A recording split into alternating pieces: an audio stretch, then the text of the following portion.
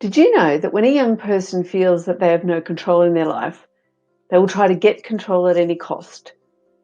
And that bid for control can look like refusal, withdrawal, non-compliance, and even violence. And these are some of the behaviours that you may see or have seen in your classroom in the past.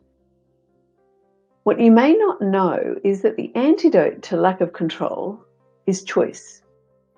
Giving a young person choice and voice in their environment helps to negate the need for them to try and gain control, because choice provides a sense of agency and a sense of control for them within that environment. This is part of a series designed for working with a class where you have a number of students with disruptive behaviour, particularly in the younger classes. In this video, you'll learn how to use student choice to help students learn to regulate their emotions and prevent difficult student behaviour that may originate through a feeling of powerlessness and lack of control. Providing choice for students is about getting the outcome you want and being flexible about some of the details. It's about keeping your eye on where you want to go rather than being obsessive about how you want to get there.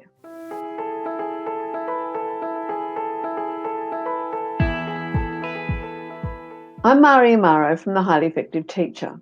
I'm a teacher and an author, and I've been working with students and supporting teachers for over 30 years. I'm passionate about helping teachers improve teaching and learning practices.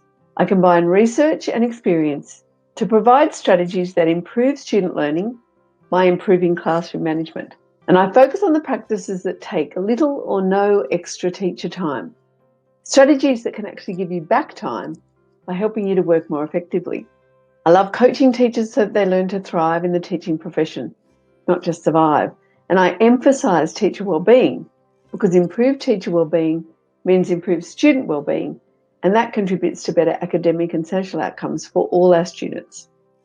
If you'd like to learn more about how to be a highly effective teacher, please subscribe to our channel and ring the bell. We put out 2 videos every week, so make sure you don't miss any of that content. And if you know anyone that you think would benefit from these videos, please share them with colleagues, friends, and family. Everyone knows a teacher or someone who works in school.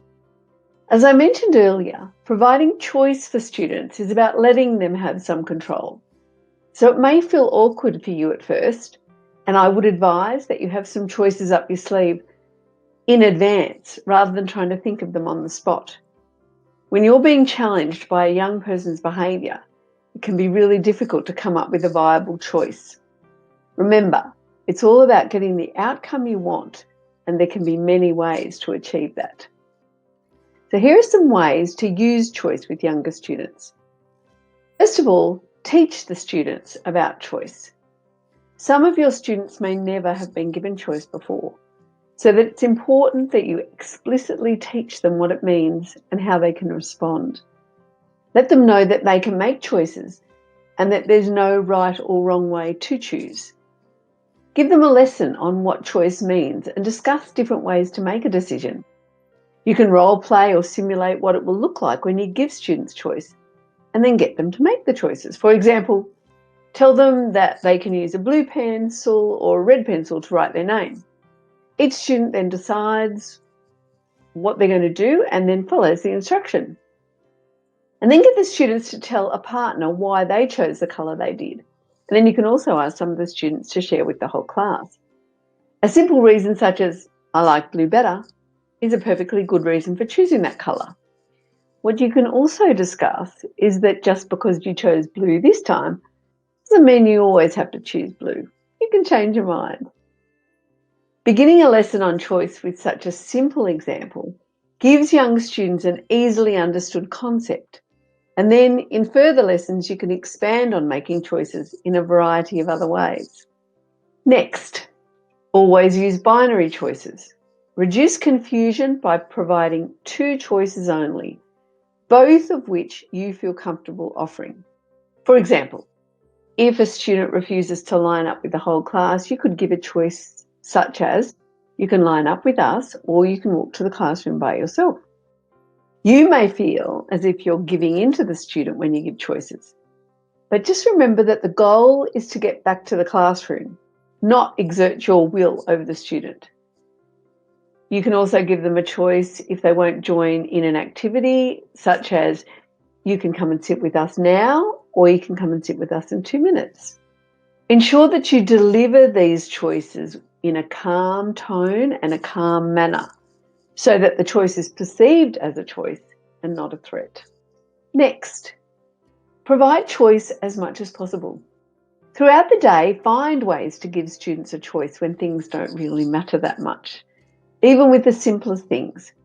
When students feel that they have choice in what they do in the classroom, they're more likely to develop independence, self-reliance, and act in ways that are socially appropriate. So you could let students sit on the floor to work, sit at their desk, work on a computer, use paper and pencil, work with a partner or work in pairs. Give them choice as often as you can, and they'll get used to it. Negotiate class rules and expectations. Discuss rules and expectations in the classroom and encourage students to contribute. And you can guide and support the conversation so that students come up with relevant and meaningful expectations, while you're also allowing them to give their point of view. Discuss the types of behaviour that are not appropriate in the classroom and why that's the case, and use different media to do that. Stories, songs and rhymes are particularly appealing to younger students, and they help them to remember. Use circle time. Introduce your class to circle time. It's an effective way of giving students a voice, of using student-centred learning, and it's a wonderful way to build a positive classroom culture. Teach each of the elements of circle time to your students and build up a bank of games that they enjoy playing before you put it all together. Circle time teaches students to listen to each other, to work together and play together, building positive relationships, and they get lots of opportunities to have choice during circle time. If you'd like to learn more about the value and importance of using circle time, check out our videos on why it's so important and what the value of it is, and then how to run circle time in your classroom. Thanks for watching. Stay safe and happy teaching.